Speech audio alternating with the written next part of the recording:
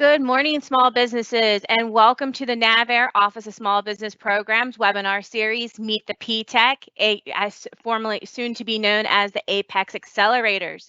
So at this time, what I would like to do is turn this over to Ms. Wanda Norris, our program analyst at the Office of Small Business Programs, for some housekeeping notes. Over to you, Ms. Norris.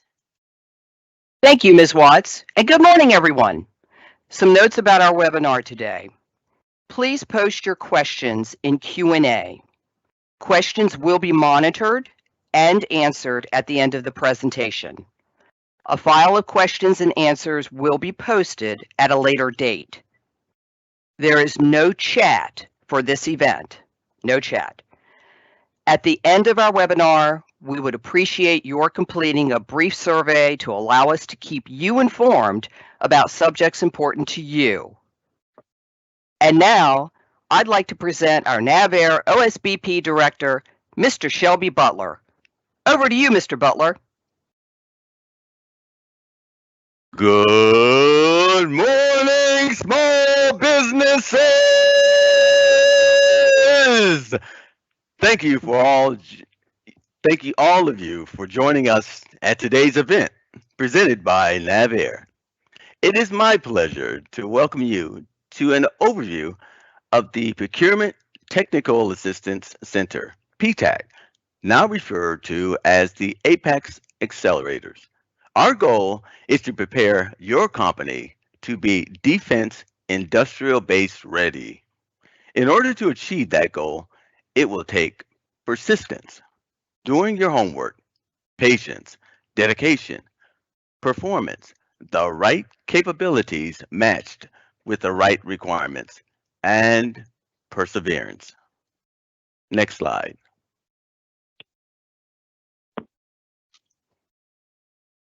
Our command focuses its energy on our sailors and Marines. Since its inception, NAVAIR's goal has been to provide full life cycle support of naval aviation aircraft, weapons, and systems operated by sailors and Marines.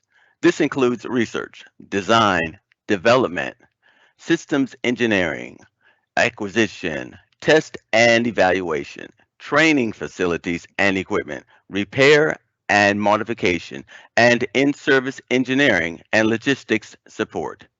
We rely on our team members, civilian, military, and industrial partners to adhere to these principles and provide our sailors and Marines with the latest technology and the ability to sustain legacy systems, weapons, and aircraft. Next slide. Our role in naval aviation is very clear. We are dealing with at-pace challenges from Russia, China, and others. Therefore, we have to increase our innovation and productivity in the areas that support the aircraft and our weapons systems. A huge part of that involves acquiring the applicable data to make informed decisions regarding cost, schedule, and performance. We also are focused on increasing the Navy and Marine Corps' capabilities, readiness, and affordability. Next slide.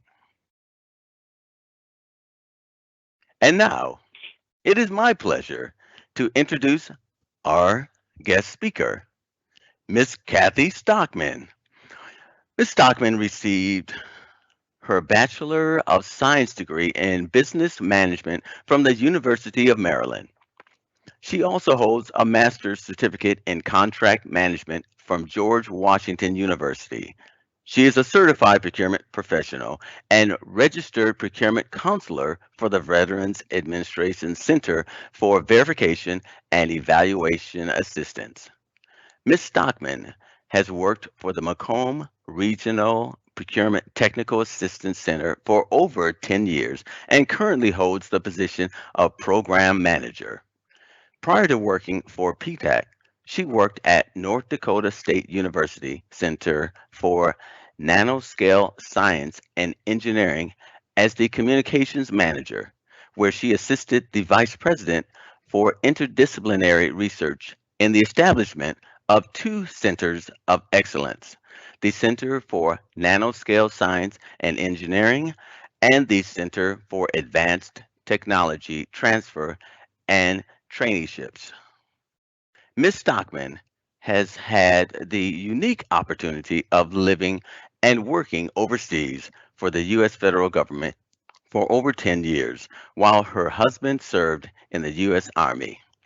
She has been married to her husband, Steve, for over 34 years, and together they have one son, Stevie. Ms. Stockman enjoys traveling, reading, and spending time with her family and friends. Without further ado, I give you Miss Kathy Stockman. Over to you. Thank you, Mr.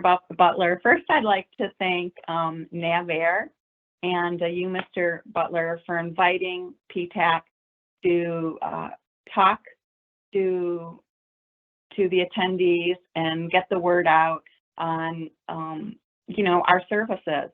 A lot of people don't know about us, so this is a great way for us to get our services out to the industrial base, and just wanted to give a shout out and a big thank you to you all for inviting us. Good morning, everyone, and I'd like to thank all the attendees for attending and taking their time to learn more about PTAC. Next slide. So what are we going to cover today? Our agenda, I'm going to tell you a little bit about the PTAP program, the Procurement Technical Assistance Program. Then we'll get into initial considerations, what you need to do to get started.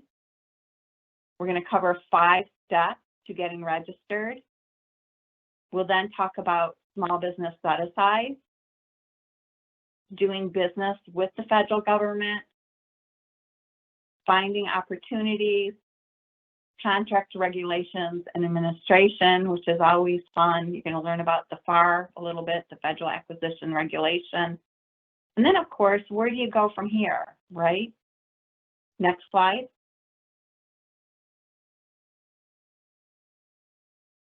So what is the PTAP program?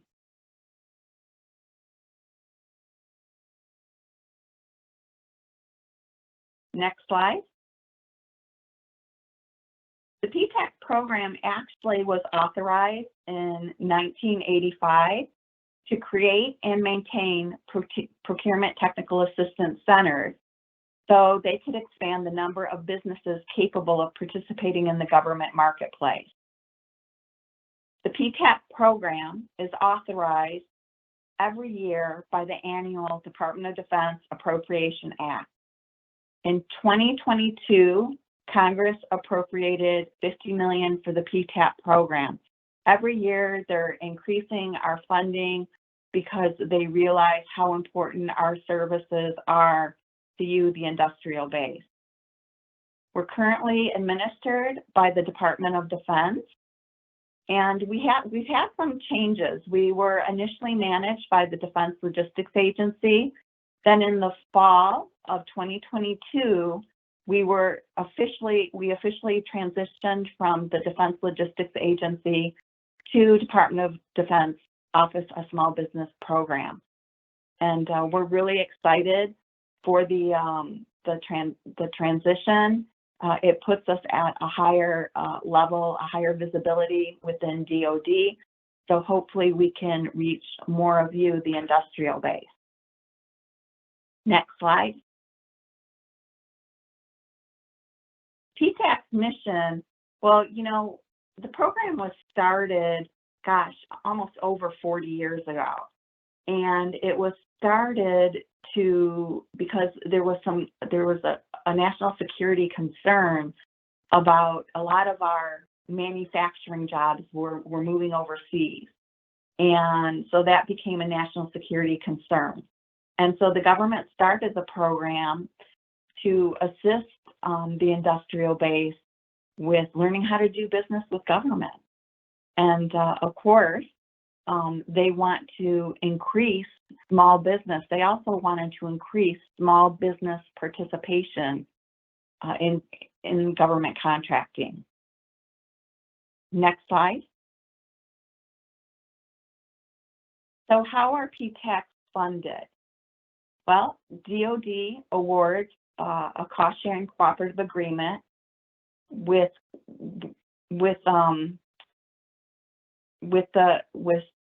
they award us a cooperative agreement, and that cooperative agreement is usually awarded to either a college, a university, or a chamber.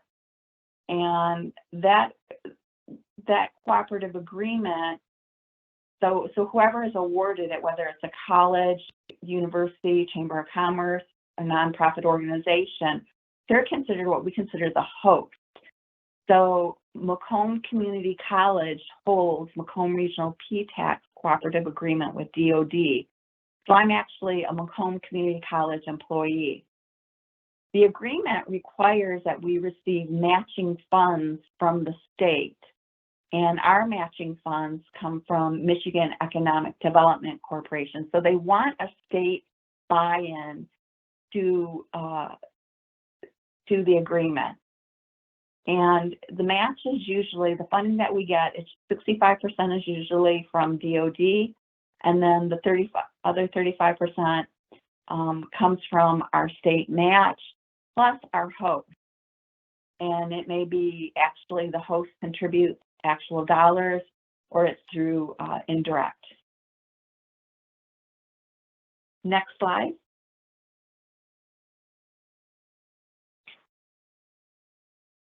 So PTACs are around the nation. So whether you live in Texas or you're in Puerto Rico, wherever you are, there are approximately 94 PTACs across the U.S. and U.S. territories. In 2019, PTACs served 57,000 clients, businesses, and our clients were awarded over $24 billion in government contracts and subcontracts. So the return on investment for the government's investment in our program, for every $1 in federal spending, there's a return of $517. So our program is your taxpayer dollars at work, helping you. Next slide. So you're probably wondering, well, what kind of services can I get from PTAC? Well, we can assist you not only with federal government contracting, but also local and state, because the cooperative agreement requires a state buy-in through that state match. We're also, again, allowed to assist you with local and state government contracting. We provide one-on-one counseling. Sometimes I spend, 3 or 4 hours with a small business, assisting them with their market research, maybe going through we'll sit down with you, whether virtually or you can come to our offices on site if you prefer an in-person meeting.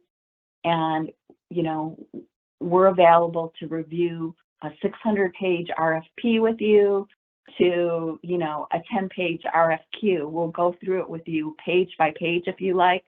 We do not write your proposal or assist you with writing your proposal. But what we will do, if you send us your offer, we'll review that proposal and make sure and compare it against the solicitation and make sure that you dotted all the I's and crossed all the T's, that you didn't miss anything. So in our one-on-one counseling, it can really, anything involving government contracting, we can assist you with. And there's no fee for that. Most of our services there's no fee for.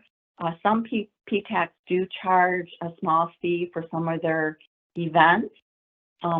but Macomb Regional PTAC, we do not. We feel it's your taxpayer dollars working for you.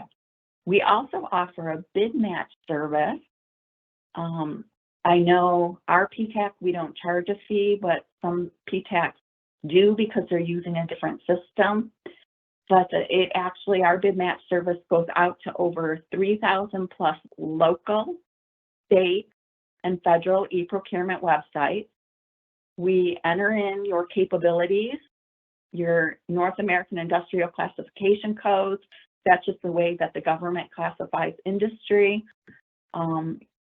There's also something called product service codes, federal supply codes, and we'll talk about that more later on. But literally, you know, our bid match will go out and then it'll send you a daily bids email of opportunities that are out there that match your capability. We'll assist you with government registrations like your System for Award Management, SAM registration. We will assist you with your woman-owned small business certification application, etc. We assist with pre and post-award assistance. We offer many trainings and special events. And again, there's no fee for most of our services. Next slide. So, what your PTAC may require from you.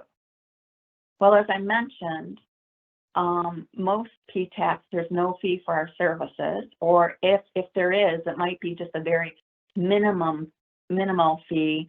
For instance, the only time you would see us charge a fee for an event is if we were collaborating with another public resource partner and they wanted to serve lunch. Well, lunch is an unallowable expense in our cooperative agreement. So what we would do then is we would have that other public resource partner, like say the chamber that we're collaborating with, they would actually handle the registration and collect the fee for lunches to cover the lunch expenses. We would not handle that. So what may we require from you? Well, to help us serve you better, we ask that you respond to our quarterly survey because it lets us know what we can do better. It tells us about your success by reporting your contract award data.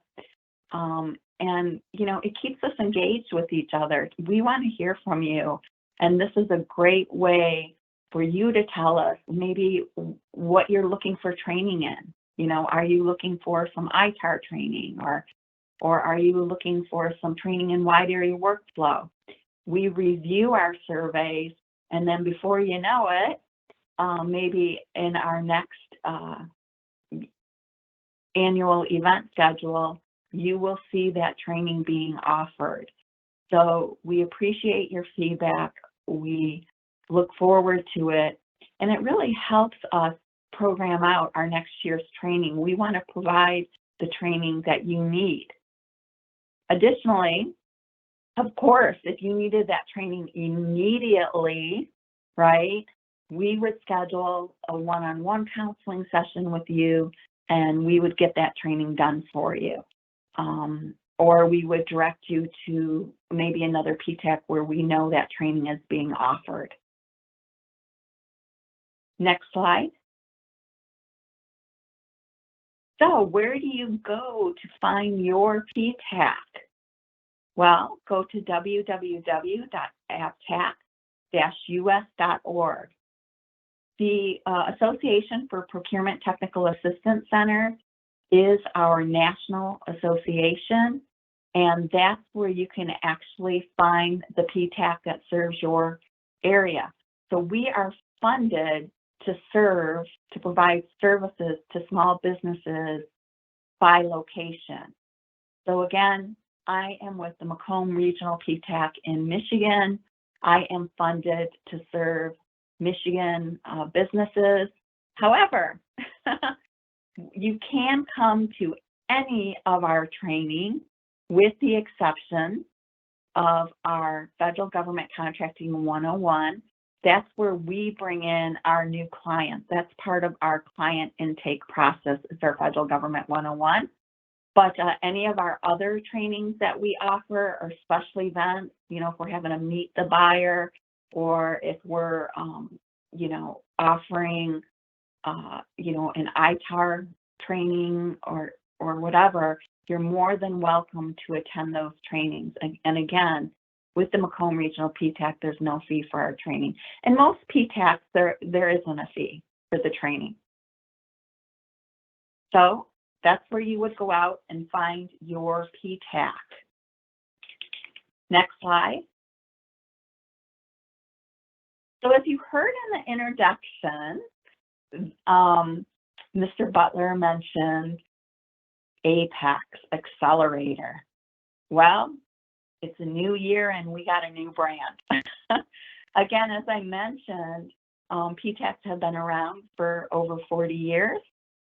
In the fall of 2022, we officially moved to the Department of Defense Office of Small Business Programs, and we're so excited to fall under DoD OSBP and work with Mr. Farouk Nida. And you know, we're under new management, so we're getting a new name and a new brand. Moving forward, you will see, start noticing a lot less PTAC and a lot more Apex accelerators in our communications. So we are slowly sunsetting the PTAC name over the next year. And the good news is none of our services, our mission, our services, that hasn't changed. The only thing that's changing is, you know, is our name. So you'll start hearing Macomb Regional Apex Accelerator, and then we're going to throw in there formally PTAC for at least the next couple of years until, you know, folks start recognizing us as an Apex Accelerator. So change is good. We're excited about the change, and it's, you know, it's propelling us into a bold and bright future. Next slide. So you're probably asking yourself, okay, Kat, where do I begin? What should I initially consider in doing business with the government?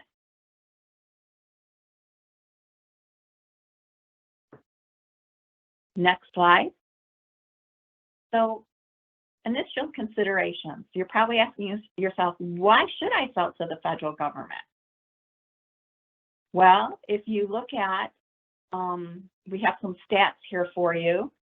In 2022, the federal government purchased $679 billion in goods and services. And if you look down at the next bullet, you will see that 160 billion was the federal purchase from small businesses. The Department of Defense alone in 2022 purchased $414 billion in goods and services. And we obtained all of this data off of a site called USAspending.gov.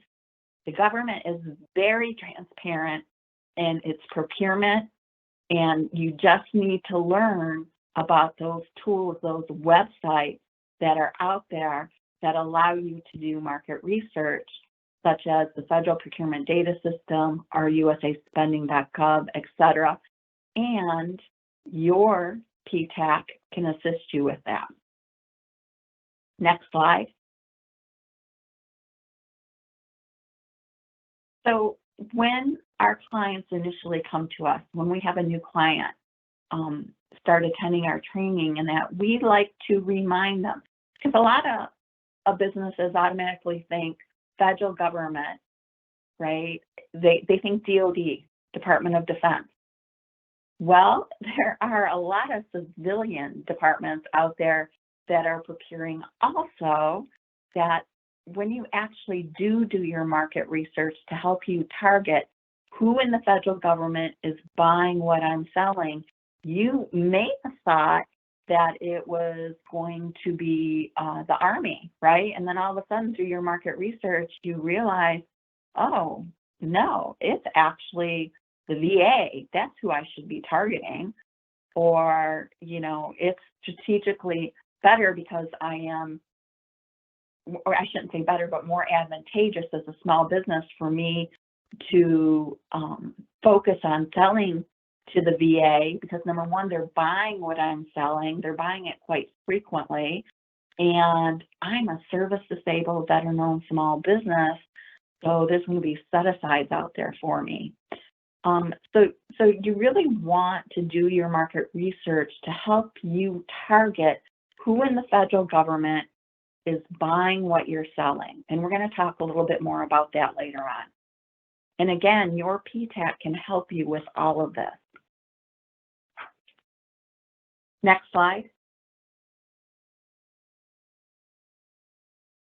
So who should sell to the government? Well, companies that have an identifiable product or service, you're stable, successful, you desire market expansion, right? You want to expand from the commercial sector. You're already doing business with commercial business, and now you want to diversify into the government market space. Have past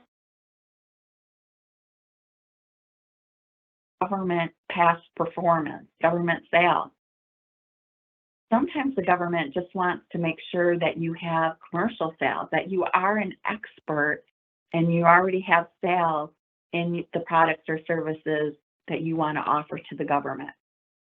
Now, a lot of times when you're reviewing, and well, not a lot of times, when you're reviewing a solicitation, right, or a request for quote, many times you will find in there how they are going to evaluate you.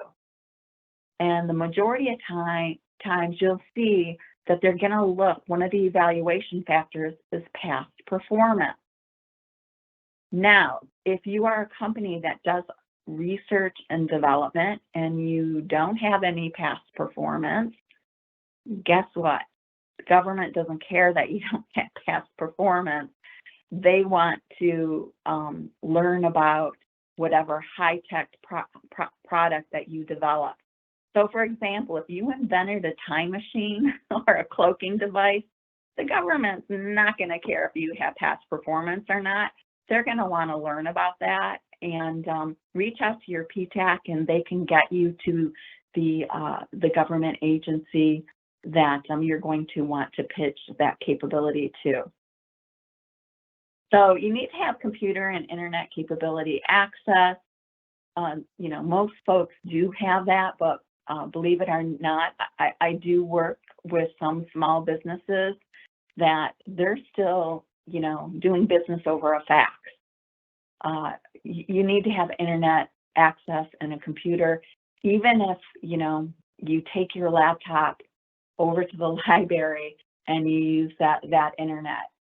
However, if the solicitation calls out that you need to be cyber compliant, right, then you're not going to want to use the library internet because your network system is not protected. And you can reach out to your PTAC and they can talk to you more about NIST compliance, cybersecurity compliance, and what your company may need to do if the opportunities that you're looking at require you to be NIST 800-171 compliant.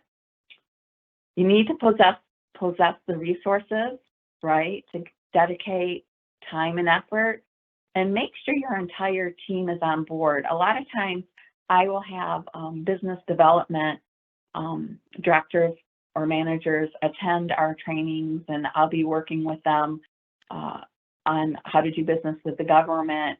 And they're like, Kathy, you know, the owner of the company is really pushing me. I've only been to 2 of your trainings, and he or she thinks we should start being awarded government contracts. And that's just not realistic. So, make sure that whether it's, the leadership in your company understands that it takes time, a lot of time and a lot of effort to break into the government market space. I mean, I do have clients that I've worked with, and the government's buying what they're selling quite frequently, or the government has reached out to them and said, "Hey, PTAC, can you get this business procurement ready, get them ready, registered, and examine that because they are the only ones with this capability, and we need this service or this product, and we want to work with them." That does happen, but on very rare occasions.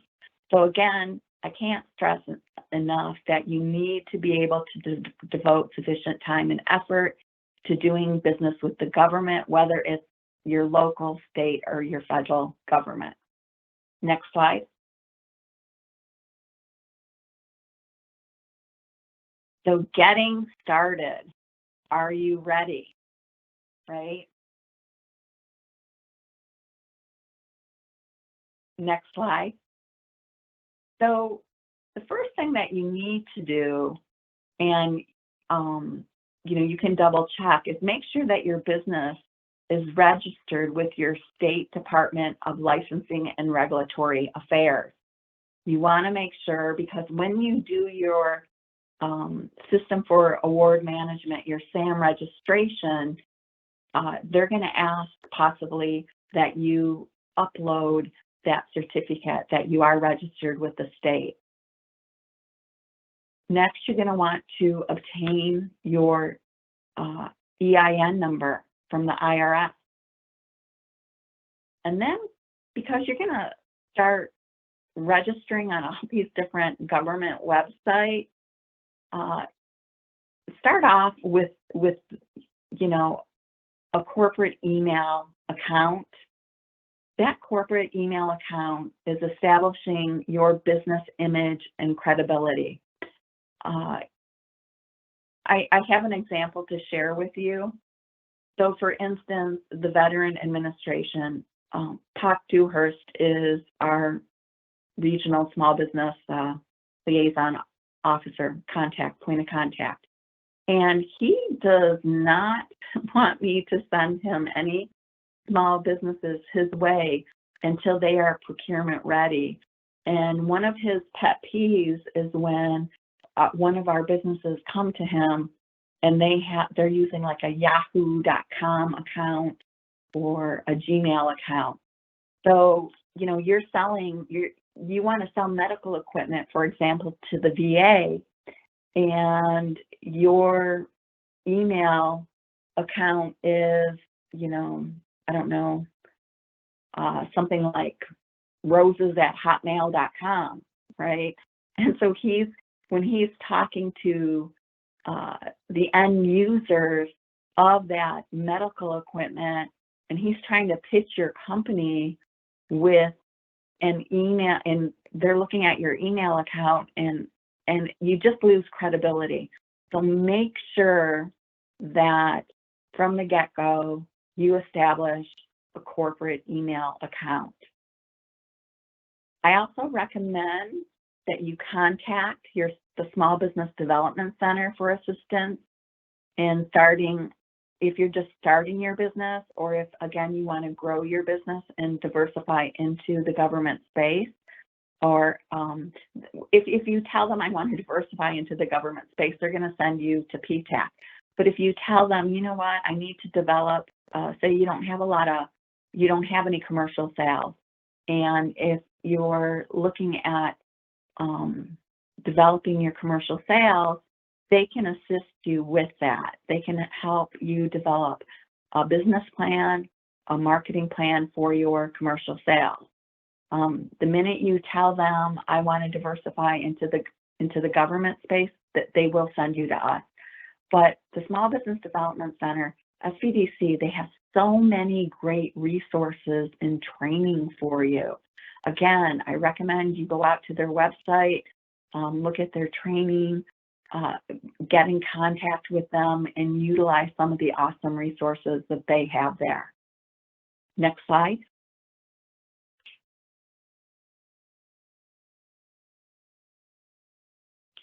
So getting registered, what are your 5 next steps that you need to take?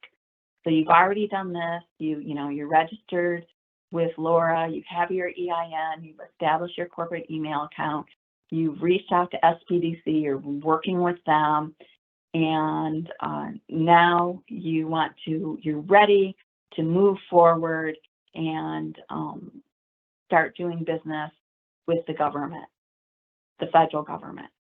What are your next 5 steps? Next slide.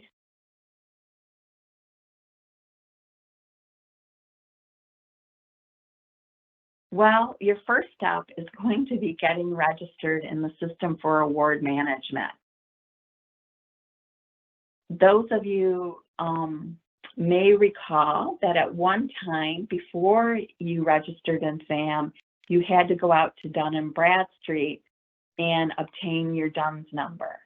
You no longer need to do that after April 4th, 2022. When you register in SAM, you will be assigned a unique entity identifier number, a UEI. That's what replacing that DUNS number. We still recommend, as a best practice, you should still go out to Dun & Bradstreet and request a DUNS number for commercial business credit reporting. So that's the first step you want to do, is go out, request the DUNS number. That's a good best practice. And then the second step, you're going to want to identify your North American classification codes. The third step, you're going to want to get registered in SAM. And then the fourth step, you're going to want to create your company profile in the Small Business Administration Dynamic Small Business Search site. And then the last step is identify your eligibility for any Small Business Administration, small business program. Next slide.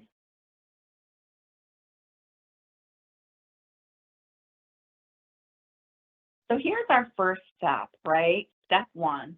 Again, I mentioned you're no longer required to get a DUNS number prior to getting registered in SAM, but again, we recommend that you do.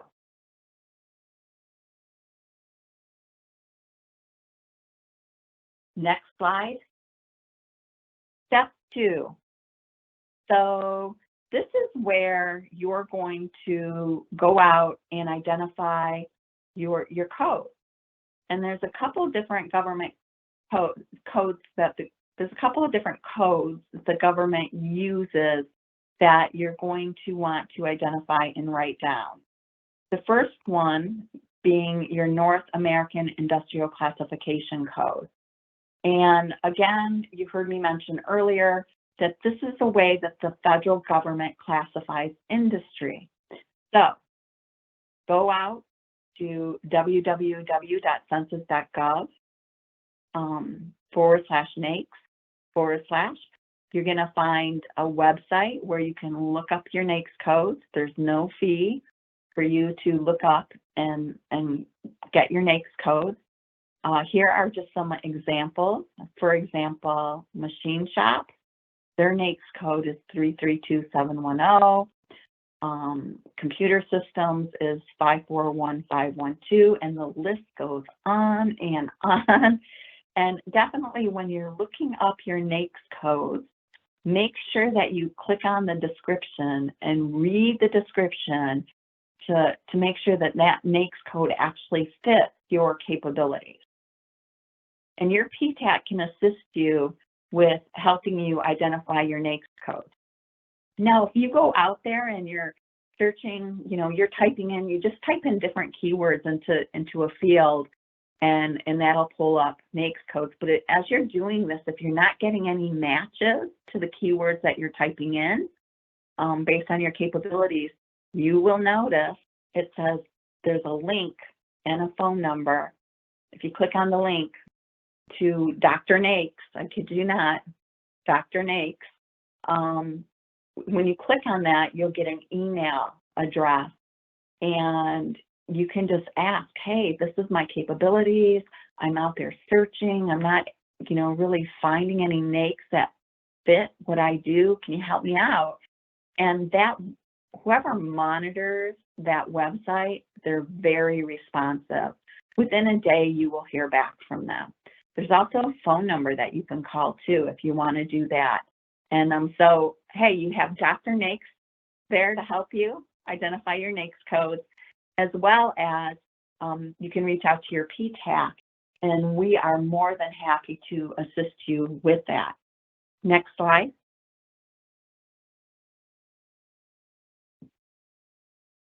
So the second step is that you're going to want to identify your product service codes or your federal supply codes.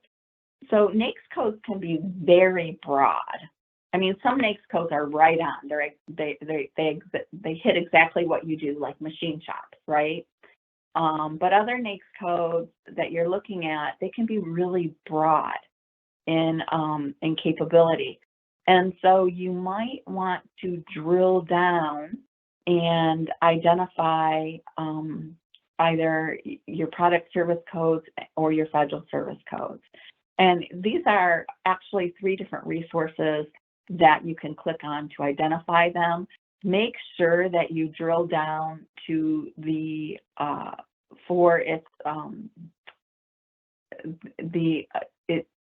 it will be a 4-digit or character code. Make sure you write down the 4-digit or numeric code for your FSCs or your PSCs. And you can actually input those into your SAM registration. So you're going to need your NAICS codes. You are going to need your NAICS codes for your SAM registration. You will definitely need them. And you can identify more than one NAICS code. You can have as many NAICS codes listed in your SAM reg that meet your capability. And then when you're done entering those into your SAM reg, the next field you're going to see is you have the option to enter in a PSC or an FSC code. And I'm just going to back up a little bit back to the NAICS codes. You will need to identify one NAICS code that you consider to be your primary NAICS code, because when you're doing your SAM registration, again, you can enter as many NAICS codes that meet your capability, but you are going to need to check a box next to one of them that identifies it as your primary NAICS. Next slide, please.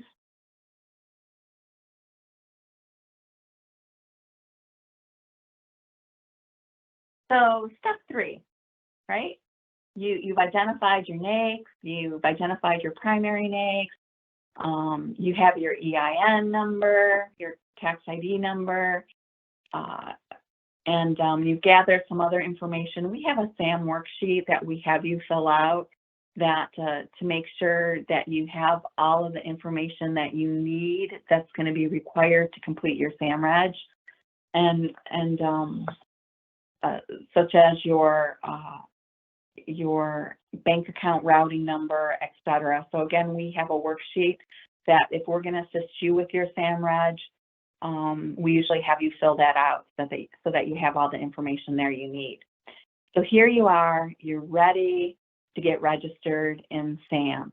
And you need to be registered in SAM before you submit an offer to the federal government and before the federal government can award you a contract. Before, a couple years ago, you could submit an offer and not be registered in SAM, and then upon award, you needed to be registered in SAM. They changed that, I want to say a year or 2 ago. Now you have to be registered in SAM before you can even submit an offer to the federal government. I can't stress this enough. There is no fee for your SAM registration. Again, there is no fee for you to get registered in SAM. If you go out and you type into Google, SAM registration, you may end up on a consultant's website, right, where if you decide to utilize their services, they're going to charge you a fee to assist you with getting registered in SAM. Please note, your PTAC can assist you with getting registered in SAM for no fee. So reach out to them. They can help you. I hate when I hear a new client come to us and they didn't know about our services, and they tell us that, they paid $5,000 for a consulting company to assist them with their SAM registration and with their women-owned small business application. I know that, there are wonderful consultants out there that can assist you with that if you don't have the time and you don't mind paying that fee, right? But, hey, we're here to help you for no fee. And again, there's no fee to register in SAM. Next slide. So why do you need to register in SAM? What does it do? So when you register in SAM, you're going to get that unique identifying entity identifier number. And then you're also registering to get a CAGE code. So what is a CAGE code? It's a 5-character alphanumeric unique identifier. It's assigned by the Defense Logistics Agency, and it's the way that the government identifies you. I mean, your business the name of your business may be Bright Tooling, right? And you're located in Michigan. But guess what? A company may have your same name, but they're located in California. So the SAM registration and the CAGE code, think of it as like your vendor ID. It helps the government identify that this is your business, this is the name of your business, and this is where your business is located at this specific location. Because again, there could be another company out there with your name, but in another state. So the government is identifying you not only by your business name, but where your business is located. SAM registration also allows you to get paid, right? We all want to get paid.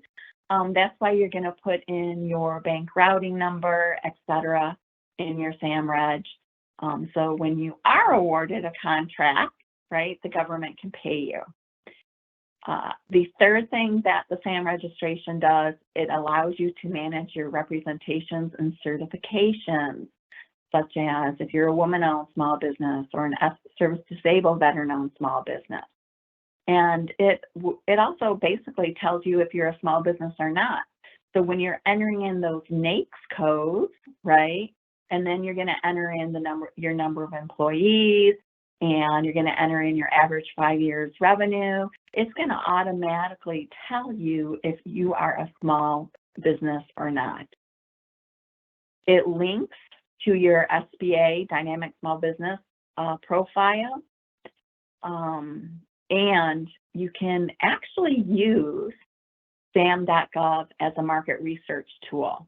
So in our federal market research training, we actually show you how you can use SAM.gov as a marketing tool to locate other businesses that are your competition, who are selling, what you're selling, who maybe have the same NAICS codes as you, et cetera, to maybe even reaching out to a business because you've identified them they've won contract awards where you can be a value add to them, so you want to reach out to them for subcontracting opportunities. And definitely your PTAC can assist you with all of that to show you how you can use SAM.gov as a market research tool. Next slide.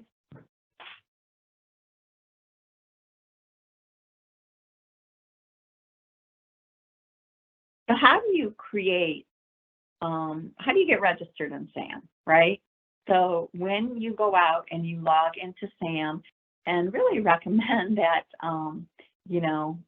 you type in your browser sam.gov, so you actually get out to the government website. The first thing you're going to do is you're going to click on the sign-in link. And that's where you're going to create your login.gov account.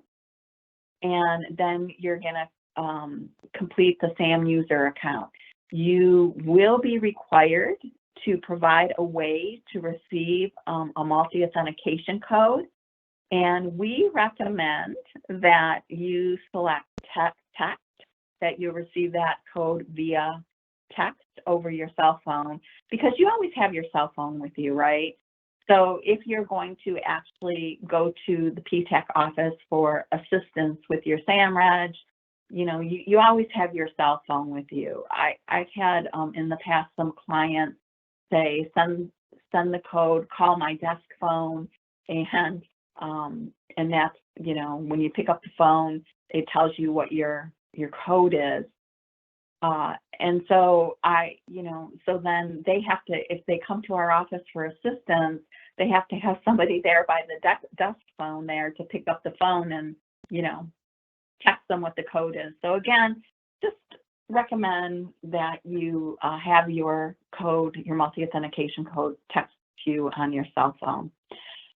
After you're registered, you no longer need to upload a notarized letter to the Federal Service Desk. In the past, you had to. That's where you said who your administrator was, the email account that you used for your SAMReg, et cetera. You no longer have to do that anymore. The only time that you will need to submit a notarized letter to the Federal Service Desk is, for example, say you did use a third party, a consultant, to help you with their SAMReg, help you get registered in SAM. Now they have the username and password to get into your SAM account. So, anytime that you want to update your NAICS codes, or maybe, change a point of contact in your SAMReg, or you do have to renew your SAM registration every year. So every time you need to go do that, right, you have to go to that third party, and they're going to charge you to do that.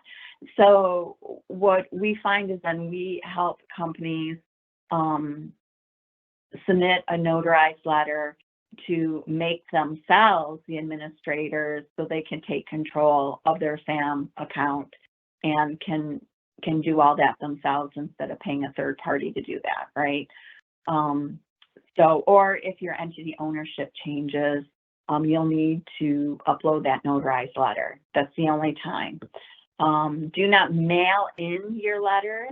Only upload those notarized letters to the Federal Service Desk portal. There's a link to the notarized letter with instructions. Again, you do have to renew your SAM registration annually. The system for award management is really great about sending out reminders. Hey, your SAM's getting ready to expire. You should renew it. Again, your PTAC can help you with renewing your SAM registration too. But don't wait to the last minute, because, there may be an issue with the SAM site and you're wanting to submit an award and your SAM registration is going to expire tomorrow. So don't wait to the last minute. Keep it renewed and updated. Next slide. So once you submit your SAM registration, pay attention to your email, please. When you submit your SAM registration, you're going to get a a notice will pop up on your computer screen that says, you know, what's going to happen next. And what's going to happen next is you're going to get an email saying, hey, you successfully submitted your SAM registration. Then hopefully, because you entered in the data in your SAM registration, the name of your business, the address of your business, exactly like you have it on file with the IRS, right? Exactly like you have it on file. You will get an email saying you successfully, you passed the IRS validation. If you didn't pass the IRS validation, the email will tell you why, what you need to go back and do. Reach out to your PTAC, they can help you with that. And the legitimate emails will come from @sam.gov.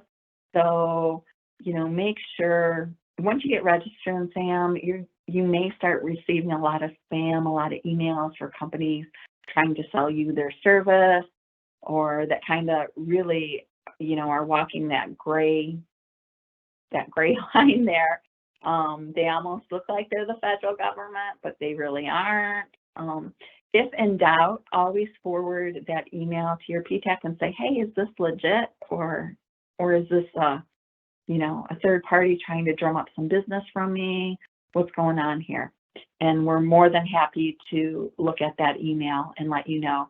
A tip-off is if you scroll all the way down to the bottom of the email, you will see maybe the address of the business, and they're usually in Florida, and there will be a link to unsubscribe from their email distribution list, and you may want to unsubscribe so you don't keep getting emails from them. The next thing is you're going to get an email from DLA, and it will come from @dla.mil, and they may request more information from you. And you really want to pay attention to that, you know, look for that email from DLA. Again, you may get one or you may not, but the majority of times you're going to get it, and they're going to say, it'll say, hey, we found another business that has, you know, it's a similar named business. Are you affiliated with this business? Or, you know, there'll be a couple questions like that. Just answer them. Make sure you respond by the time that they give you to respond by. And then, you know, and then the next thing you'll get, hopefully, is you'll be assigned a cage code. You'll get an email saying your SAMREG is activated, woohoo, and you have been assigned your cage code. And now you can start doing business with the federal government, right? You can start looking for opportunities, submitting offers, and hopefully, right, getting awarded a contract. If you don't receive your cage code after 10 days of submitting your SAM, reach out to PTAC or your PTAC, reach out to your PTAC that serves your area, or you can call DLA at this phone number, and the DLA cage help desk is open 24 hours, and they can assist you and look into it. Or submit, you can submit an incident on the Federal Service Desk site. Next slide, please.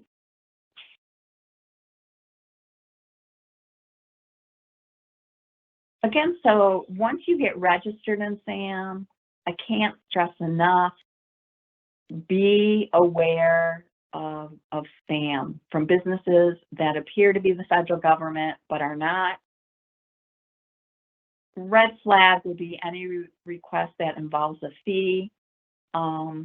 You should not respond to. Contact us, contact your PTAC if you're unsure. Again, there is no fee to register in SAM. Next slide, please.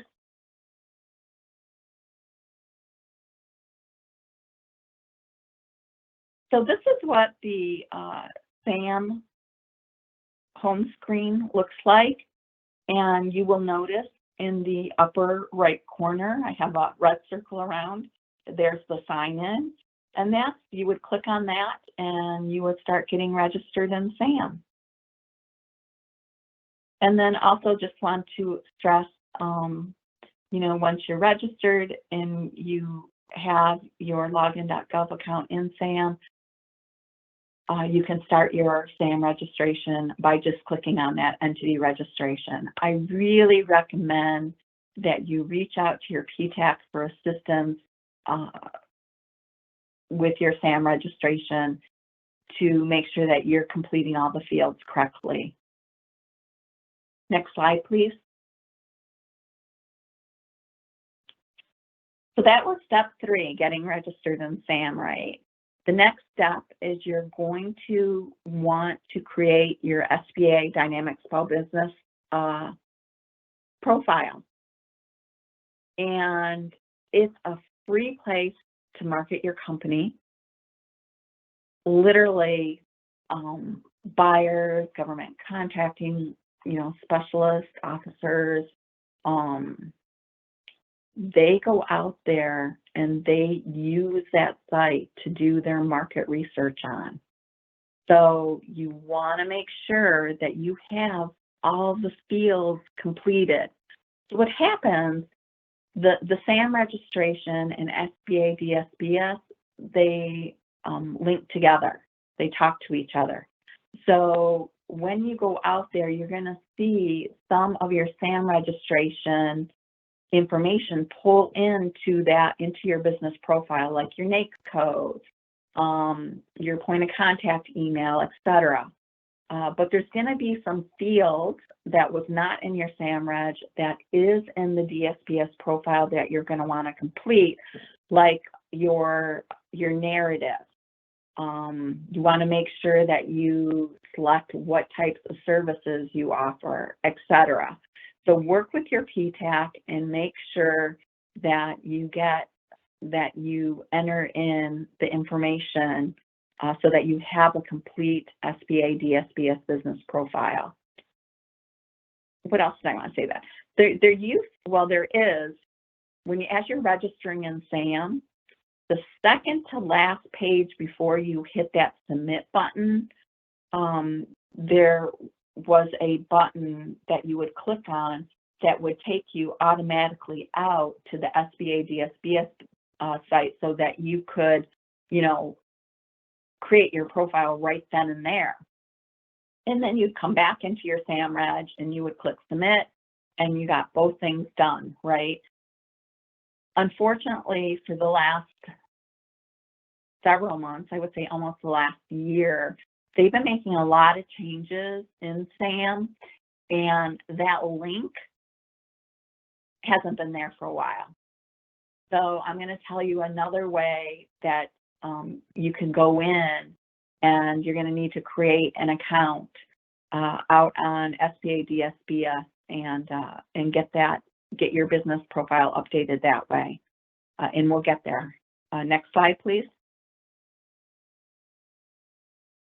So this is actually a computer screenshot of what the web page in the SAM reg looked like that had that SBA DSBS button. And you'll see it circled in red there. And normally you would just click on that. And again, it would open up into another web browser. You would be in the SBA DSBS site, and you would be able to walk through and complete all those fields that were blank. Again, you know, they've been working on SAM, and that link has not been available. And PTACs have been requesting GSA get that link activated again, because it's so much easier. As you're doing your SAM reg, you go ahead and you update your profile, get all that pertinent information in there, you come back and you submit. Now, you know, you'll need to schedule another meeting with your PTAC then for assistance to help you go out and create an account in SBA DSBS to do that. So we're hoping that they get that link up and running again. And I'm hoping soon. Next slide, please.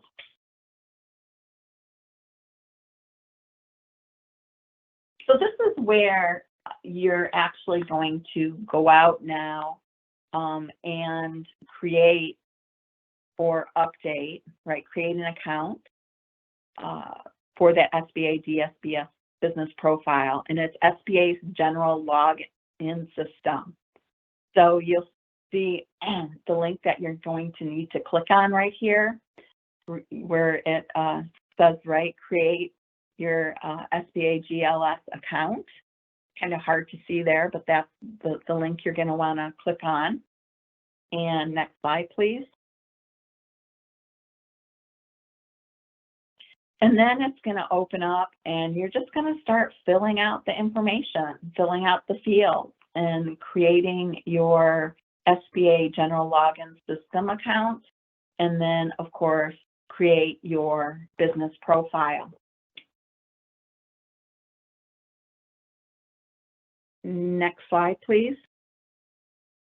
So if you don't know, say you're new to the business, they were doing government contracting and they disengaged from it for a while, and they want to re-engage, and they hired you as their new government business development director.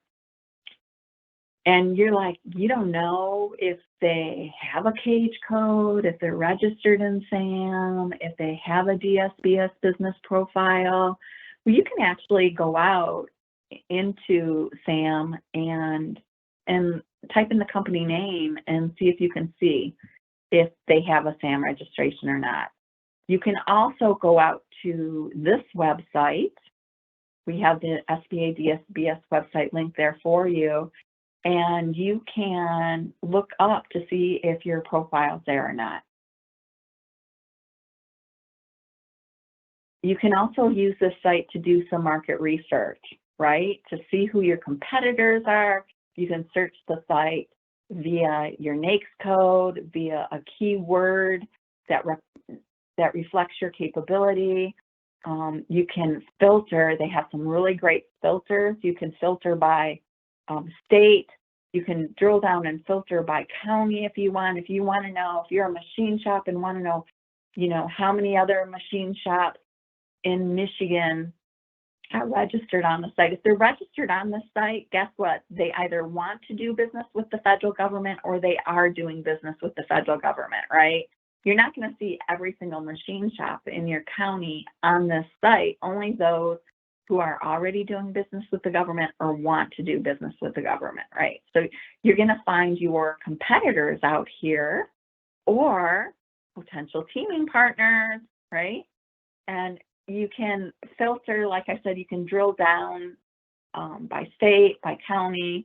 You can filter by different keywords or NAICS codes.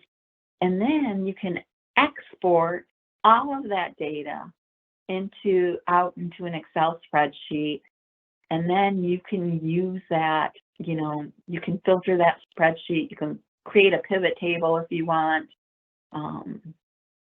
You might even identify some potential customers out there on the data that you export from there. So really great tool, not only for the federal government to use for market research, find small businesses with certain capabilities, with certain socioeconomic statuses, but for you to use it also as a research tool, and your PTAC can show you how to do that. Next slide, please. So the fifth step that you need to do as part of your registrations and doing business with the government is to identify which small business programs you are eligible for, right? So are you eligible, as a small business, right? That's determined by your NAICS code. Are you in the number of employees you have, if your services, or if you're a manufacturer, if it's a manufacturing NAICS, it would be the number of employees you have would determine. In each NAICS, I'm going to show you a slide of that. each NAICS has a different number of employees that if you fall under that number of employees, you're considered small, right? And then if you provide services, it would be based on the your NAICS code plus your average 5 years revenue. So, you know, you're going to see if you are eligible for a small business through your SAMREG, right? And then also, you know, are you eligible to apply for HubZone certification? What about women-owned or economically disadvantaged women-owned, service-disabled veteran-owned? Please note that SDVOSB is a set-aside, has a set-aside, but VO, veteran-owned small business, does not have a set-aside. It's a preference, with the exception of VA. VA does offer, they do have a VOSB, they do have VOSB set-aside. If you're eligible for the 8A Small Business Development Program, are you eligible to be a small disadvantaged business? Are you eligible to participate in the All Small Mentor Protege program? And we're going to dive into each one of these small business programs and discuss eligibility requirements over the next couple slides. Next slide, please.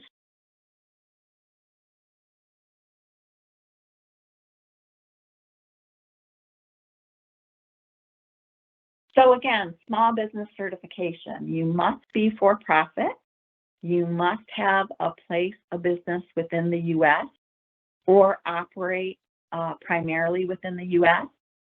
And so what does that mean? That you make a significant contribution to the U.S. economy, you know, you have a U.S. presence, you're employing people at your business, etc. The third item is that you fall within the size standard for the small business in its industry. That's the NAICS codes, right, that I talked about.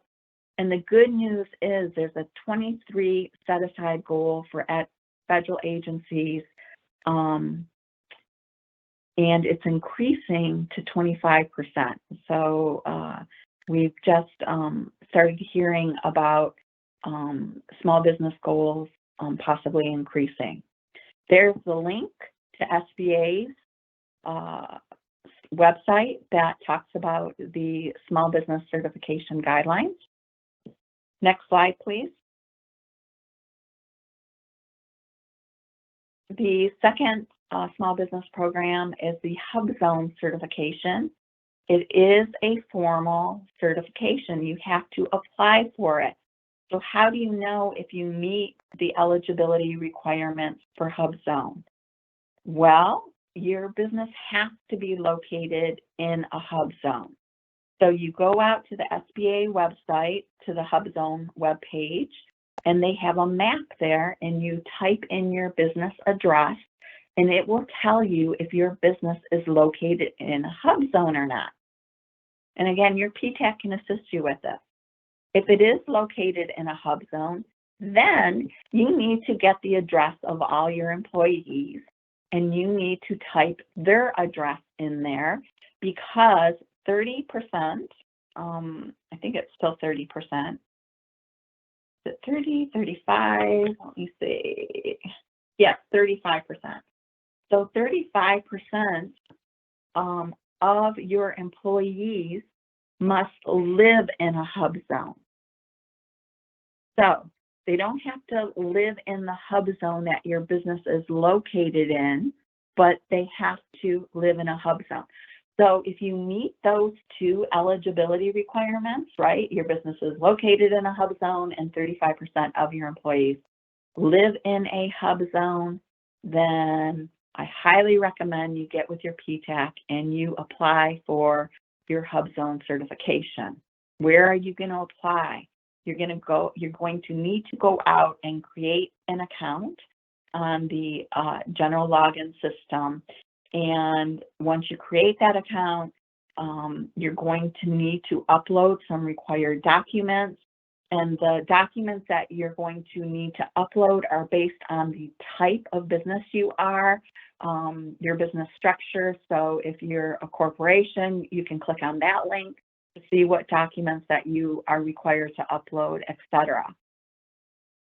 We recommend that once you submit your application, you keep an eye out on your email, because they may be asking or requesting you to clarify some documents, or they may want some more documents from you, and they usually have a timeline that you need to respond by. Okay, so get with your PTAC and they can assist you with this for no fee. Next slide, please.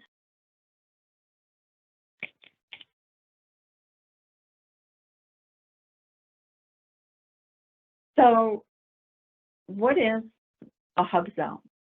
Well, it focuses on communities with low income or high unemployment. So the government's trying to attract businesses to those hub zone areas, right? So there's actually jobs available there. And again, eligibility requirements, your principal office must be located in a hub zone. Company must be owned and controlled by one or more U.S. citizens, and at least 35% of the company's employees must be hub zone residents. There is a 3% set aside with potential sole source opportunities. Again, it's increasing. We are hearing to 4%.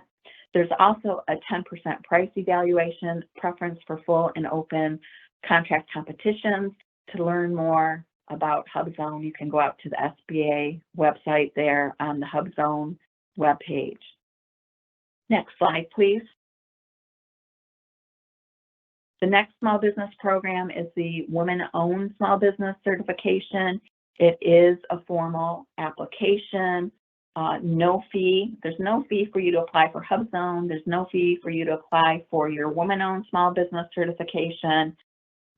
You would go out and create an account at wosb.certify.sba. You're going to need to gather some required documents. You're going to upload those documents to the WOSB portal and submit your application. Eligibility requirements. You must be 51% owned and operated by one or more women, and you must fall within at least one of the NAICS codes. Your capabilities, right, must fall within at least one of the NAICS codes where women-owned small businesses are underrepresented, and there's a list of the NAICS codes there. Next slide, please.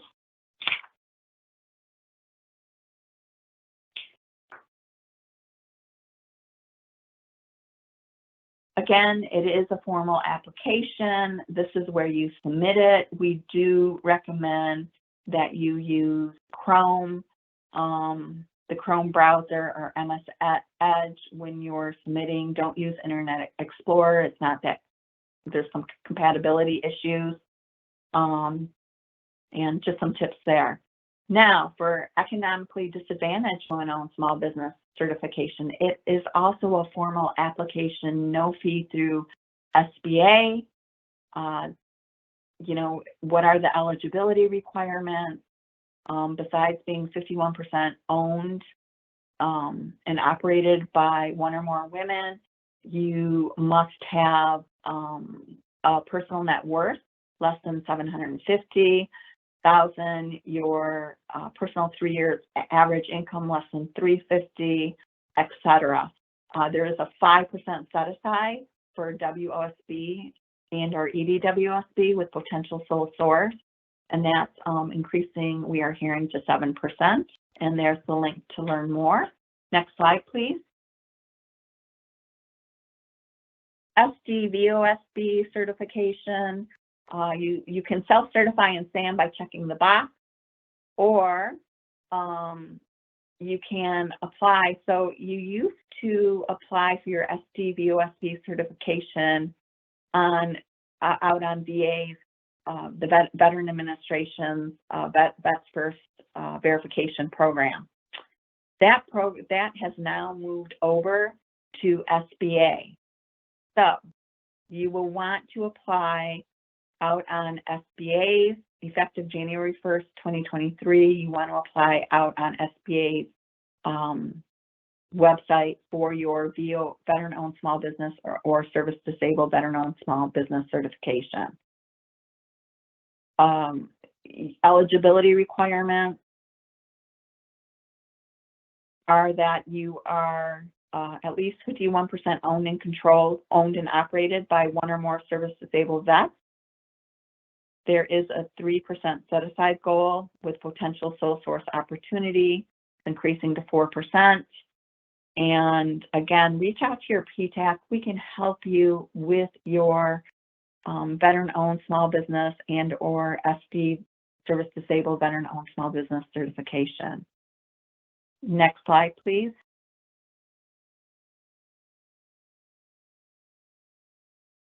I think we should be on where it says step 5, ST-VOSB certification eligibility requirements, the requisites for that. I know there's a little bit of lag time here.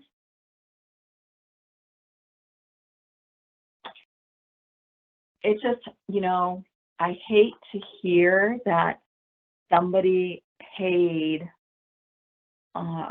you know, a third party quite a lot of money to help them with their VOSB or ST-VOSB certification. Reach out to your PTAC. There's no fee for you to apply for that certification.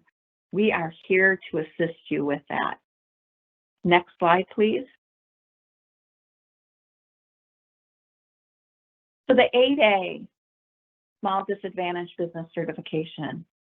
It too is a formal certification. It's for companies owned and controlled by socially and economically disadvantaged individuals. The program provides business development support to include mentoring, procurement assistance, business counseling. It is a formal certification. You would submit your application at certified.sba.gov. And again, you know, for all these certifications, make sure you're using either Google Chrome browser, because again, the site's not that compatible with Internet Explorer. So what are the so who are individuals that are presumed to be socially disadvantaged? They are U.S. citizens and members of one of the following groups. If you're Asian Pacific American, if you're African American, if you're Hispanic American, if you're Native American, and you belong to an Indian tribe, if you're subcontinent Asian American, you are eligible to apply for 8A, for the 8A program. And I do have a couple of women-owned small businesses that actually applied for 8A, were able to justify and show that they did not receive business because in their industry because they were a woman, and they got their 8A. Now, you know, that's hard to do. You do have to justify, and you have to show them, SBA, how you did not get business because you were a woman in that industry. So eligibility requirements. Next slide, please. Again, if you fall into one of those groups, you're eligible. You must have a net worth of less than $850,000. Your adjusted gross income of $400K or less, and $6.5 million or less in assets. You must demonstrate good character and potential to perform on contract. The business must meet applicable NAICS size standards for small businesses in their industry, and you must have proof of 2 years of operation in the firm's primary industry, as verified by revenue reported in your business tax returns. So Those are the eligibility requirements. There is a 10% set aside with potential sole source opportunities. Here it's increasing to 15%. Reach out to your PTAC for assistance with your 8A application. Next slide, please. Small disadvantage certification. So for companies owned and controlled by socially and economically disadvantaged individuals, you can self-certify in SAM that you're a small disadvantaged business. And it's kind of obscure where that drop down in your SAM registration is located. So when you see that North American Industrial Classification table in your SAM registration, the next field right below it, you kind of have to take your mouse and hover over it, and it will ask, it'll kind of pop up in like a little text box. It'll say, are you a small disadvantaged business? And then the drop down lets you select yes or no. So that's where you can go in and in your SAM reg and self-certify, right, that you're a small disadvantaged business. There is a 5% goal. It's not a set aside, it's a goal. And it is, we are hearing, increasing to 11% and then 12%, supposedly in 2023. Next slide, please. So the seventh, the last small business program I'm going to talk about is the All Small Mentor Protege Certification Program. It is a formal application through SBA. Again, it was established to develop strong protege firms through mentor-provided business development assistance. Both the mentor and the mentee must be small businesses, and there's the link to learn more about SBA's All Small Mentor Protege Certification Program. Next slide, please. Next, we're going to talk about small business set-aside. So when we were talking about the small business programs, you heard me say, 5% set aside for women-owned small businesses, 3% for HubZone, et cetera. So how did that come into being?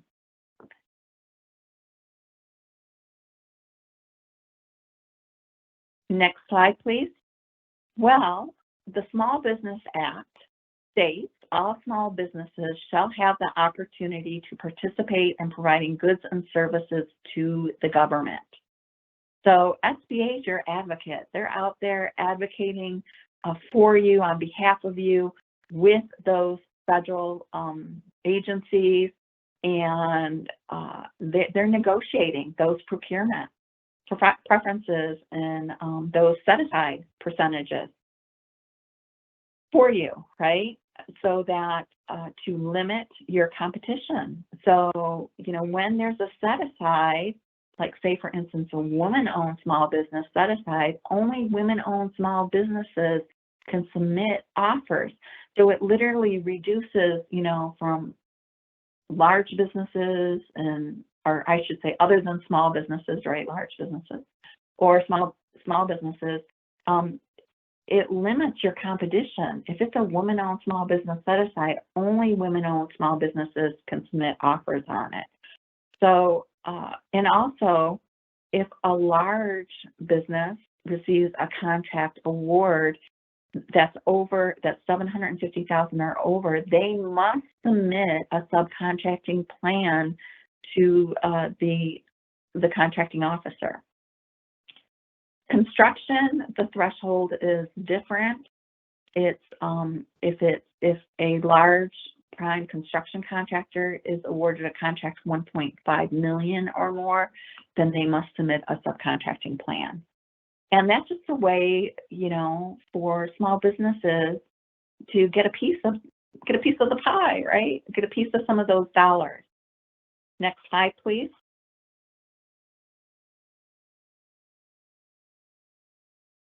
So contracting officers, they use set-asides to help the government increase its small business participation, right? And so if a contract value is between $10,000 to $250,000, the contracting officer can automatically set that aside for small business if they meet the rule of 2. So in their marketing research, if they meet the rule of 2, they can set it aside. I see here that I kind of skipped ahead. My apologies here. I'll just talk about this slide here real quick. So you're seeing the small business set aside, the NAICS codes, right?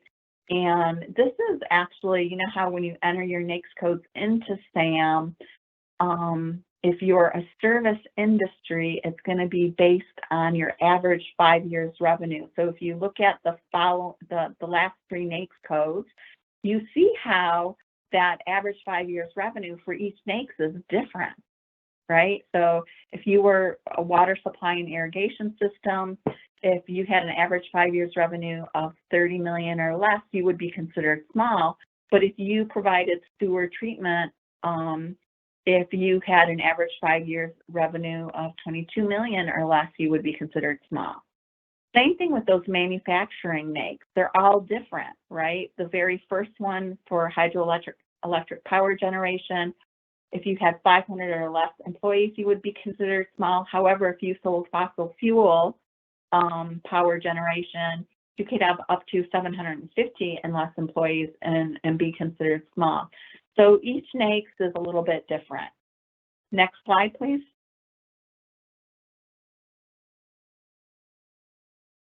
And I'm just going to pause here to see where we're at. I kind of got ahead of myself, I think, a little bit.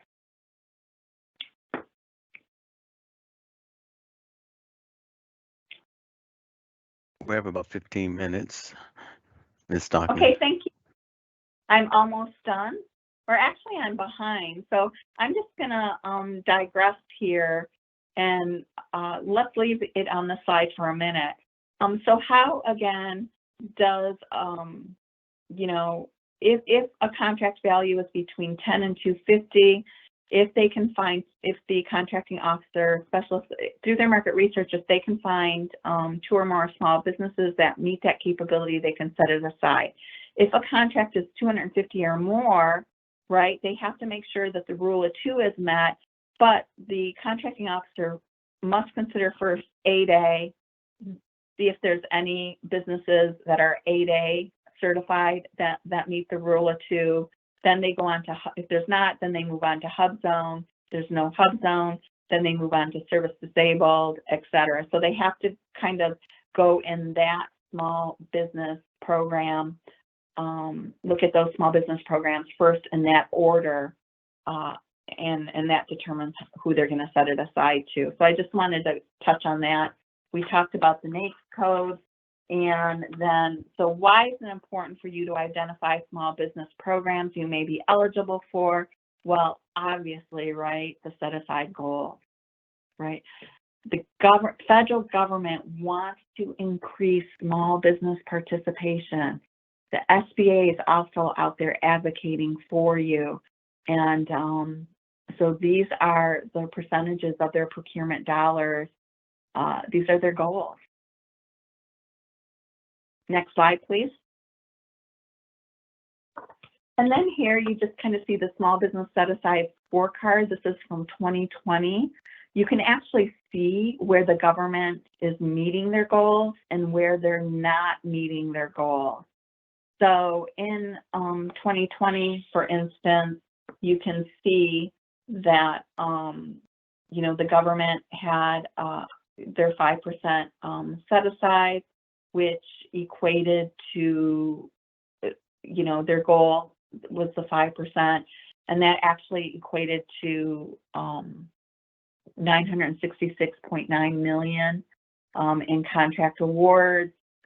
Then you can see the hub zone. Usually where they don't meet their goal is hub zone, and there for a couple of years they weren't meeting their goal with service disabled veteran owned. But I think they are now meeting that SDVOSB goal. So you can go out to SBA and you can see the scorecard. Next slide, please. You also want to consider when you're doing your SAM registration and you're entering in that average 5-year revenue or entering in your number of employees, you also need to look at if your business is affiliated with another business. So if it is, meaning that another business has the power, has some kind of control over your business, say for instance, you're sharing space with another business, or you're sharing ownership, management, etc., then that business has control over your business. So there is an affiliation then. And so what you're going to need to do when you enter in the number of employees and average 5 years, you need to add in your affiliate with data with yours. So you would need to add your affiliate average 5-year revenue with yours, and that's what you would enter. You would add your affiliate number of employees with yours, and that's what you would enter in SAM. Next slide, please. And that might just push you to an other than small business, right? To a large business if you have affiliation. So this is just some more information on affiliation. And SBA actually has a really great affiliation guide that will help you walk through to see if you have an affiliation with another business or not. And there's the link to that guide. Next slide, please. So doing business with the federal government. Okay, so what are you going to want to do? You're going to want to do some federal market research. You already heard me talk about that. Reach out to your PTAC for assistance with that. Next slide, please. You're going to want to research who your competitors are and who your potential customers are. That could be for subcontracting opportunities or opportunities for doing business directly with the government, right? Contact your PTAC again for assistance. You may want to attend some professional association events, such as AUSA, the Association of the United States Army. They have some really great events for networking and training. The National Defense Industrial Association has some great events that you may want to attend, as well as the National Contract Manufacturer Association and the Society of American Military Engineers. These are, don't become a member right away, right? Go to some of their events, go attend some of their networking events, and see if it's going to be a value add for your business. And if it is, then become a member, right? Next slide, please. So this is actually a great slide that I got from the Defense Acquisition GAU University. And it shows you, it breaks down the contracting process for acquisition for you. It talks about, what happens during pre-solicitation. The government team, they start planning. Then they go down and they do their market research, hopefully, right? They put out a source of thought notice. They're doing their market research. If it's applicable to your capabilities, you should respond to it so that they can meet the rule of two. I actually have some clients who, if there's a source of thought notice out there, they'll email, one of their competitors that they know is also, say, for instance, a woman-owned small business, and say, respond to it so we can get this set aside, right? They're defining their requirements, and then they're coming up with their acquisition strategy. And then, they move on to the solicitation award phase. They're going to put that solicitation out there. They're going to receive offers. They're going to evaluate. There might be some negotiation, and then award is made. And then post-award, they're going to want to monitor the performance, the government. Did you meet the deliverables? If you met them, provided a quality product or service, then you're going to submit your invoice for payment, and then there'll be contract closeout. Next slide, please.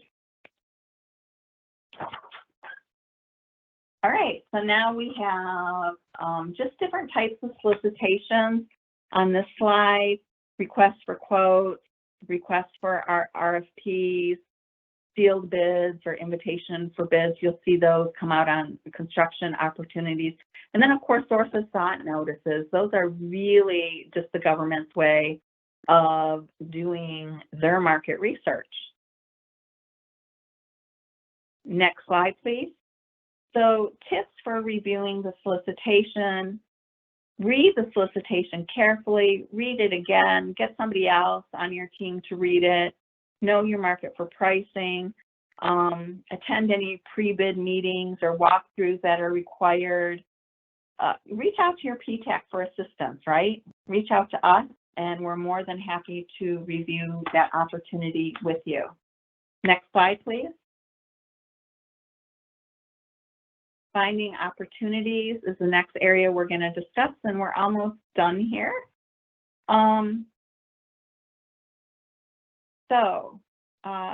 Next slide, after the finding opportunities slide, subcontracting opportunities.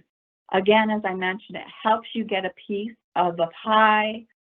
Consider subcontracting if you're not ready to work directly with the government. It's a great way for you to start building past performance and get your foot in the door. So start building that prime subcontractor relationship, right? Through your market research, you're going to identify, businesses that are getting awarded contracts where you can be a value add to. Now, the contract that's already awarded, they're not going to need you. They've already submitted their subcontracting plan. But guess what? If they submitted an offer, they're going to submit and respond to more opportunities that are similar. So get registered on their supplier portal. Start, attending events where they're going to be at, and start marketing to them. Let them know that they need you, that you're a value add. And we talk about with our clients about identifying differentiators. What makes you different? Why should they work with you and not your competitor that's standing behind you? Next slide, please. So we just have this slide here to stress that the government awards the contract to the prime, right? The prime is the one who gets the award. It can be a large business or a small business, right? And then the prime is going to then more than likely subcontract out to a tier one. And then that tier one might also subcontract out, to a tier two, et cetera. So what we like to stress with this slide is the government has the contract with the prime, not with you, the tier one. Tier one, your agreement, your contract is between you and the prime. Tier two, your agreement is between you and the tier one. So we just like to stress that. Next slide, please. Again, reach out to your PTAC, sign up for our bid match service. It goes out to approximately 3,000 e-procurement sites, federal websites, international websites, state and local websites, and we can really focus your bid match. So if you only want to see state and local opportunities, we can do that. If you only want to see opportunities in these 3 states, we can focus your bid match to do that. Next slide, please. So what you will do is complete a bid match keywords form for us, email it to your PTAC. So you need to sign up for your PTAC bid match service. Just reach out to them and say, hey, I'd like to sign up for your bid match service. They'll send you whatever forms that they use to collect information they need to get your bid match set up, activate it, and you will start receiving opportunities in your email every day. Next slide, please. So then you can go out to sam.gov and find contract opportunities out there. We really recommend you create a sam.gov account. Even if you're not the administrator of your company's SAMREG, go out and create an account, because that's going to allow you to follow opportunities, add yourself to interested vendors list. It's also going to allow you to set up searches and save them.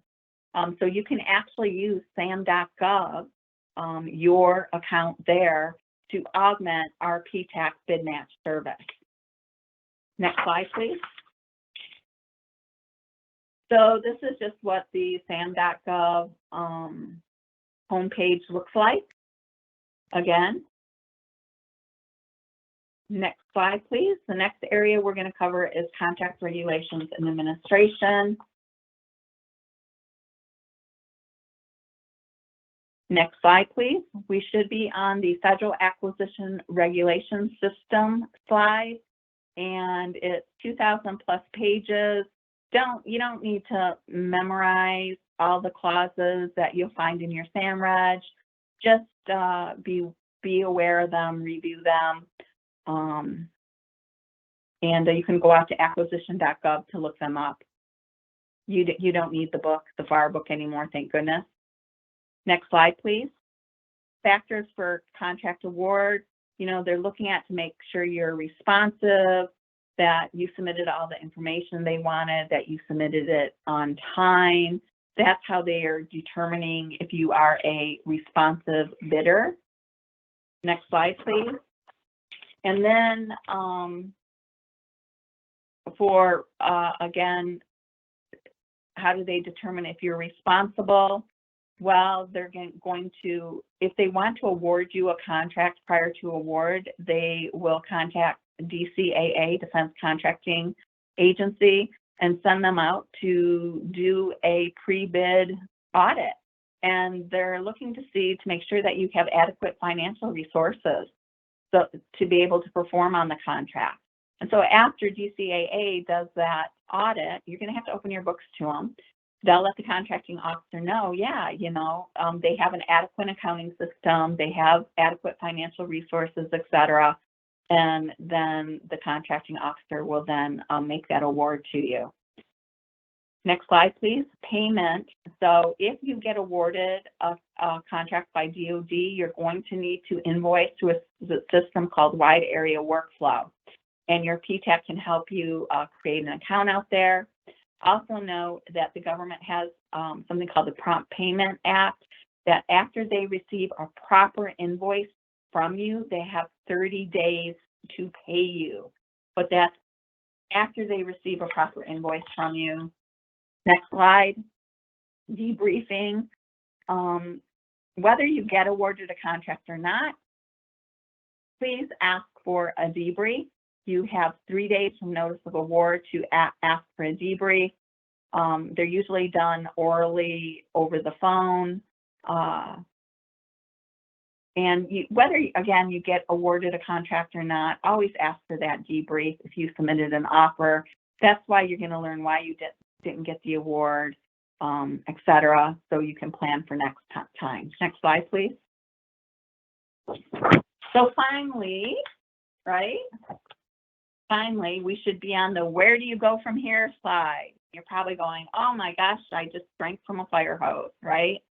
Reach out to your PTAC. They can help you through this process step by step.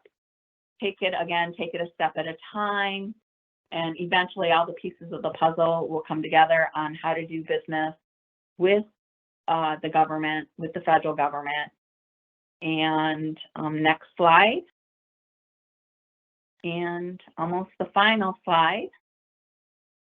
Again, so where do you go from here? You want to reach out and locate your Apex Accelerator, formerly PTAC, and contact them. And I again gave you the link where you can find your PTAC on our National Association website, or you can even go out to the Apex Accelerator website and find your PTAC there. Next slide, please. Any questions? All right. I would like to thank Ms. Stockman for the plethora of information that she provided on the PTAC Apex Accelerators programs. So where do we go from here? Great question. Our goal is to best prepare your company for future opportunities. Therefore, in addition to the speaker content information that's been provided in the Q&A, we ask that you contact NavAir OSBP to schedule your personalized industry one-on-one meeting. Lastly, ensure that you give your feedback by completing our survey. We really want to hear from you. And now we solicit questions from the audience. I will remind you to like the questions that you are most interested in us answering so that we can give those questions a higher priority. Now, over to you, Ms. Bebout, for questions. Thank you, Mr. Butler. Thank you, Mr. Butler. So we have had lots of questions, Ms. Stockham. We have also tried to answer as many as we could. The question most asked, I'm going to ask again, just to clarify. And the number one question is, do they only have to work with the PTAC where their headquarters is located? So, we're funded to provide services based on location. And, you should really reach out to that PTAC in that location. If for some reason you want to work with another PTAC, what you'll need to do is contact the PTAC that serves your area, contact that program manager, and let them know, and they will then reach out to the PTAC that you want to work with that program manager and discuss it. So, most PTACs, you can go to any of their trainings and events, usually with the exception of like their 101, because that's where they bring in their new clients. But the only thing is you just can't get that one-on-one counseling with that other PTAC. But if you want to work with another PTAC, reach out to the PTAC that serves your area and go from there. Likewise, let's see, where was the others? Similar and might even be the same. Is it true that a small business can only be registered to one PTAC?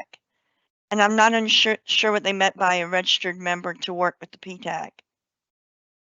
So we do have a web application where we create, our client record, because we have to log time and effort that we're working with small businesses. So they do need to apply, submit an application. It's just basically, that PTAC will look at where that business is located. And if they're not located in their service area, they will refer them to the PTAC that does serve their area. So it's part of, yes, you do have to apply. It's part of our intake process, just so we get all your information in our system. And I think there is a couple of more that are pretty much the same. I think the person who asked about the local PTAC in New Jersey, I think they said their person was not aware of any federal, state, and local contracting. So I think from what I've heard from you, they just need to reach out to their PTAC and basically get them referred to someone else. Is that correct? So PTACs assist businesses, again, with local, state, and federal government contracting. So are they saying that their PTAC does not offer assistance in local and state? Is that what they're? Yes, they say Okay. their PTAC has no knowledge. All right. Of that, yeah. When you reach out, talk to their program manager, because it is in our terms and conditions that we can assist with local, state, and federal. And do PTACs also have the ability to assist with federal OTAs? So other transaction agreements, usually that OTA is ran by that consortium, and if there's topics out there that they wish to submit a white paper on or a response to, yes, we can assist with that. So in our area here in Michigan, we have the Nancy OTA and the DOTC OTA that a lot of our clients belong to and that we work with. And so again, one more time, but I'm asking this because it's asked just differently, and I know they'll feel like their questions aren't answered if I don't ask quickly. Again, it is based on the headquarters, even if they have active companies in other states. Oh, no. Okay, so sorry about that. So let me clarify that. So, you know, a business may be headquartered in another state, but if they have an office in, you know, in another state, in another county, whatever, they can, if they have an office located there, they can use that address then when they submit that web application to the PTAC. Just use that office address. So for instance, right, we have clients, maybe the company's headquarters is in Florida, but they have offices here in Macomb County. So when they apply, they use their local office address, and we can assist them. Perfect. Glad I asked. Yeah. As you can tell, I was hesitating just a little bit. We have a couple of questions on how to change your SAM registration. We can save that and maybe answer that a little later, unless you can answer that right away. And by later, I mean we'll type it in. Let's see. We have two. One needs to update their information. Another one has an employee who left, so they don't know what the 4-digit PIN number is and don't know how to get into the SAM to change their dynamic small business information. Okay, so if the employee left who was the SAM registration administrator, all they need to do is complete that notarized letter appointing another administrator, and then they'll use their email, and then they'll upload that notarized letter to the Federal Service Desk. And then what they'll need to do is they'll need to create an account in sam.gov that is tied to their email address, and then they upload the notarized letter into FSD, and then they will SAM will connect their SAM registration with that new administrator's email account. If that makes any sense. Got it. Reach out to your PTAC. They can help you with that, navigate that. And then the other SAM question, if you can just repeat that. Just 1 second. I'm trying to type as fast as you talk because some of the people can't hear or are having audio coming and going. So that's the reason why I hesitate a little bit between. The second SAM question was, what is the process for changing the addresses of the business? And I guess they can reach out to their PTAC as well. Right, and so they're going to want to change their address with their state licensing regulatory agency, right? And then they're going to want to go out to the IRS and change their address there. And once they change their address in those two locations, then they're going to want to go out to their SAM registration and they can update their address there. Because remember, SAM is going to go out to the IRS for validation, and those addresses need to match. So what you enter in SAM as your new address needs to match what you have on file with the IRS, and your PTAC can assist you with that. Got it. All right, give me just 1 second because I want to make sure that there hasn't been any added as far as likes. And so I do have one.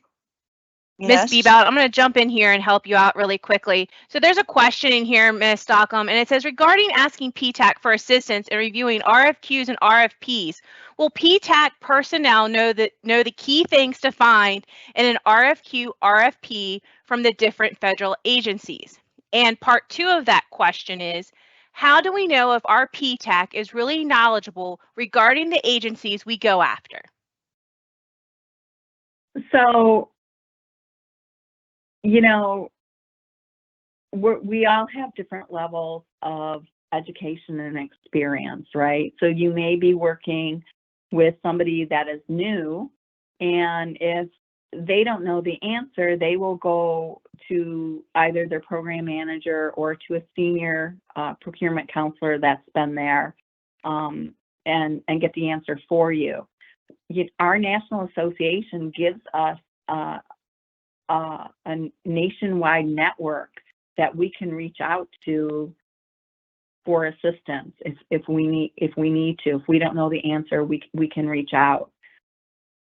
And you know, federal agencies, they're all different and how they do business. And it, you know, the counselor you're working with may need to do some research for you, and you may need to give them some time to learn about how that agency is doing business, right? So, you know, each procurement specialist or counselor that you're working with at PTAC, they all go through professional development. Our national association has established what we call as PTAC University that they go through for training. But obviously, things in the government are constantly changing. It's fluid. And I tell you, I've been with PTAC now for almost 12 years now, a little over 11, almost 12. And I learn something new every day in working with our clients. Because maybe I didn't do a lot of work with, say, Department of Interior, National Forest Services, and now I have a new client that has that capability, say, in making videos for the national park. And so I have to go out there and research and see how to do business with them. So I know that's probably not the answer you're looking for, but that's basically the best I can give. And since we are out of time, our final question with the most likes happens to be a very good one to end with. Not a question, but a comment. I will say this about my PTAC rep. She's been extremely helpful every time I've reached out to her. She has helped me get my SAM account updated and is in the process to help me get my CAPE statement updated. I'm supposing that means capability. So I think that's a great endorsement for you and your fellow workers, Ms. Stockman. Thank you. And again, we are here to serve the small business, industrial base, and assist them with their government contracting needs. So thank you all again for attending. I appreciate it. Thank you. And with that, bid everyone a fantastic rest of your day. And from the NAVAIR OSBP, we are over and out.